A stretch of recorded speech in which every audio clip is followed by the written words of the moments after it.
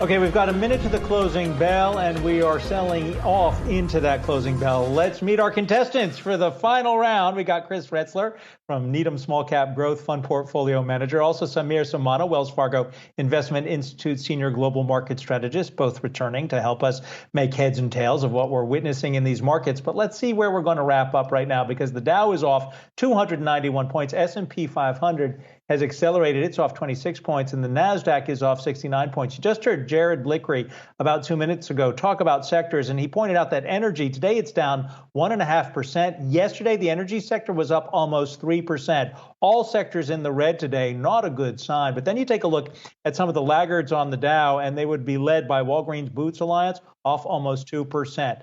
We'll break it all down after the closing bell.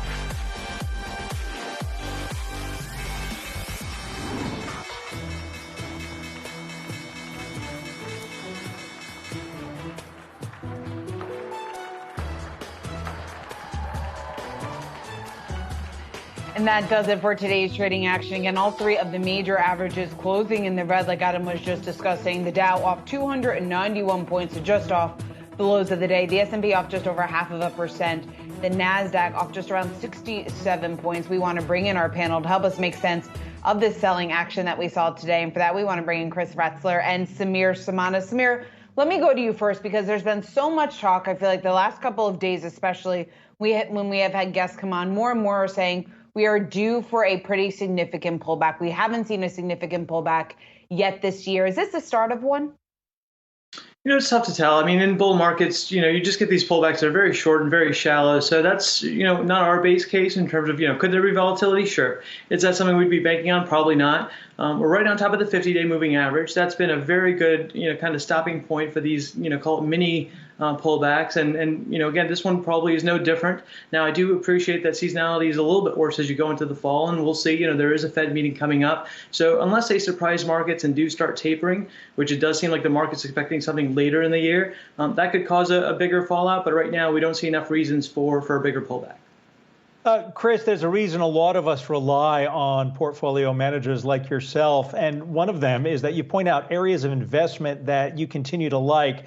For instance, mobile electrification, communications infrastructure, finding the companies, though, that are going to benefit from what we're all living through. How do you identify, for instance, our former owner, Verizon, big 5G there, but that stock's been kind of flat for several years. So how do you identify the winning players in those? So as a small cap manager, we spend a lot of time in the supply chain that's going to help build out those services and products. With 5G on a global basis, we had announcements today with Apple with new products. 5G is something that's going to happen on a global scale.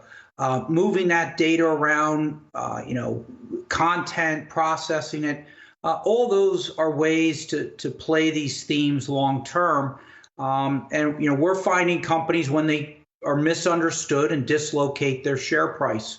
We are certainly, in a more volatile seasonal time. I think patience, is needed here. We're certainly not calling a top or a bottom. But we think getting into the end of the quarter and then into earnings season is probably going to give a lot more clarity as to how these companies are performing. And the Delta variant that's given a spike has certainly impacted the operations of a lot of companies in this quarter. So we'll wait and see at this point.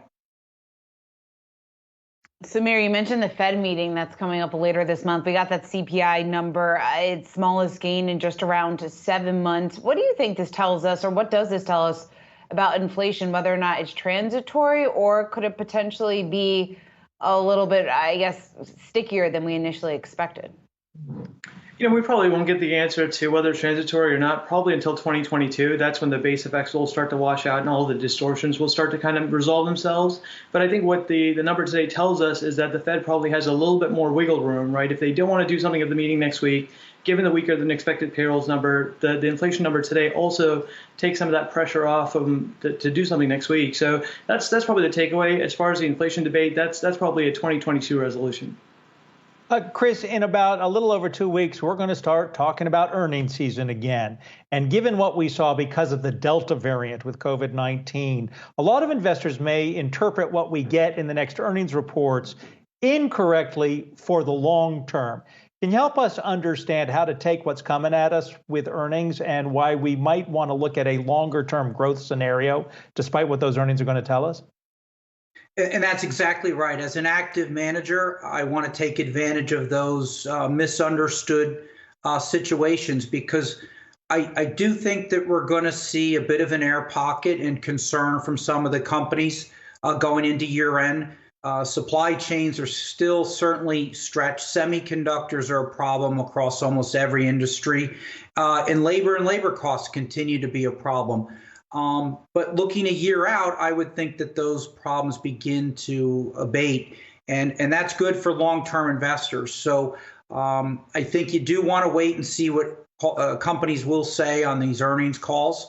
But the demand is still there. The bigger issue is, can they fulfill that demand? Because there's just not a supply of the components to deliver those products. So, Samir, from your perspective, I guess at this point in the recovery, still a lot of uncertainty. Of course, earnings season is going to be in focus. But how are you positioning? How are you advising your clients to position their portfolios right now?